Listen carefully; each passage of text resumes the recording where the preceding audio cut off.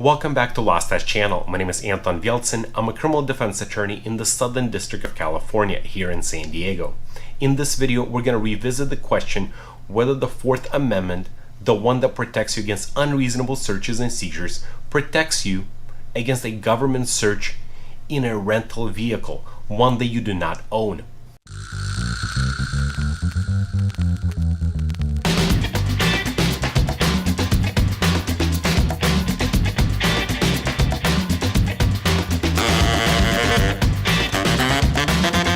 In this video, we'll be discussing United States versus Derek Daniels Jr., which is a Fourth Circuit case that was published just a few days ago on July 25th, 2022.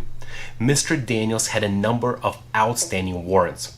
The officers obtained a valid warrant to track Mr. Daniels using cell phone towers. Using that location data, they figured out that he was driving a gray Dodge Charger. Now, the officers, using the tags that were from Florida, figured out that the vehicle was a rented vehicle from the Enterprise, the rental company. Now, the following morning, the officers executed the arrest of Mr. Daniels outside a hotel room. And outside that hotel room, there was the Dodge Charger. While they were walking Mr. Daniels to the police vehicle, one of the officers asked Mr. Daniels if he knew anything about the rented vehicle, the Dodge Charger. Mr. Daniels replied that he had no idea anything about this Charger. So the officers set him in the vehicle and made the arrest. The officers then called the Enterprise risk manager to figure out what to do with the vehicle.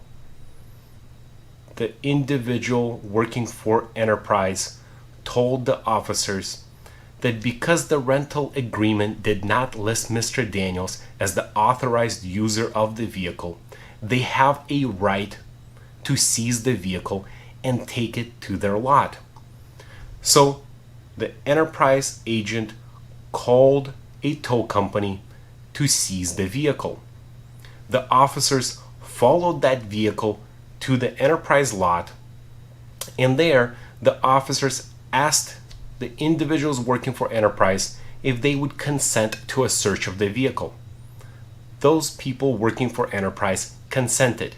Now, the facts are not exactly clear whether they were consenting or whether the actual individuals working for Enterprise were making the search, but regardless how practically it happened, a gun was found in the front area of the vehicle under the floor mat.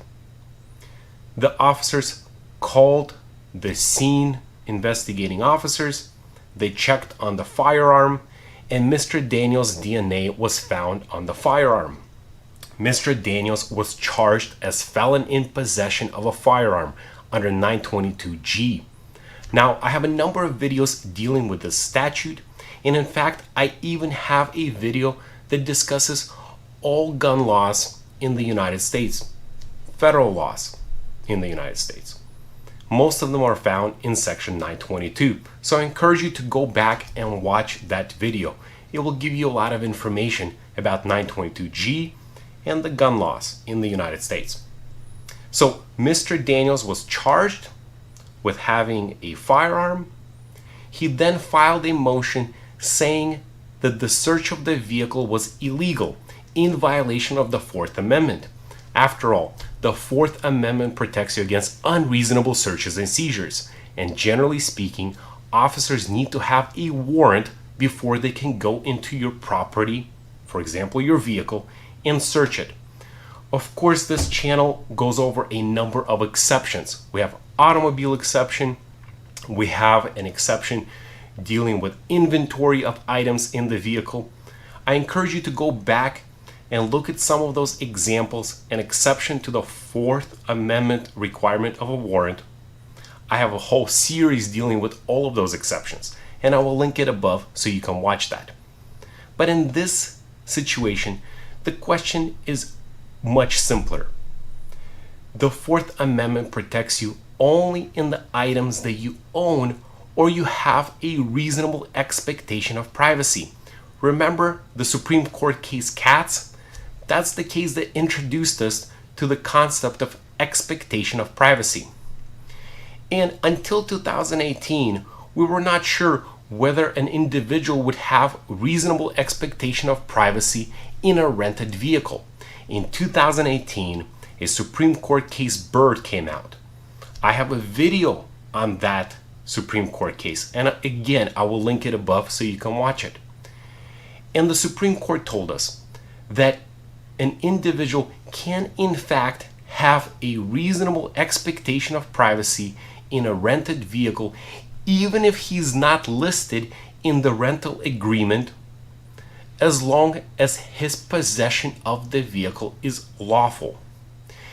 In this case, the Fourth Circuit agreed with the lower court that Mr. Daniels did not provide any information that he in fact had a lawful possession of the vehicle.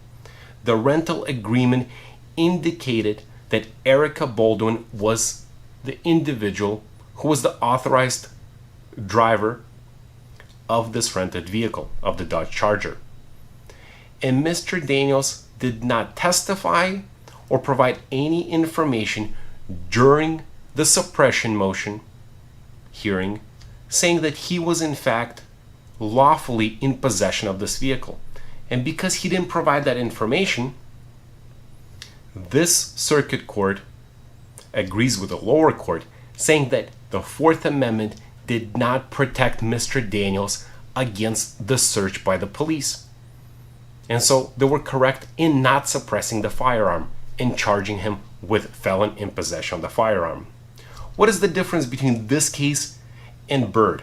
Well, in Byrd, we do have information that another individual rented the vehicle and gave possessory interest and granted permission to that person, Mr. Byrd, to drive the vehicle. That's not what's happening here. So when we're dealing with rented vehicles, the question also always becomes whether you're a lawful possessor of the vehicle. If you enjoyed this video, if you learned a little bit more about the Fourth Amendment and how it applies to rented vehicles, I hope you click like, subscribe, hit that bell notification button so next time I post, you'll be first to know. Thanks for watching.